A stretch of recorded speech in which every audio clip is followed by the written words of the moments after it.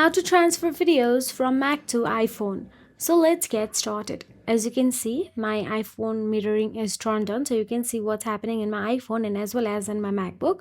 So in the Mac, you can see this is my video I want to share.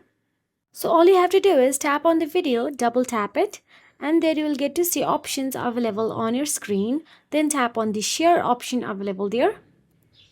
Also make sure that your iPhone and Mac Bluetooth and the eardrop is toggled on. Then tap on the eardrop option available there. And once you tap on the eardrop, simply select your iPhone's name and the process of sending will start. And once sent, you will get to see sent option available there. Now what you have to do is go to your iPhone photos and look if the screen recording has been sent successfully or not.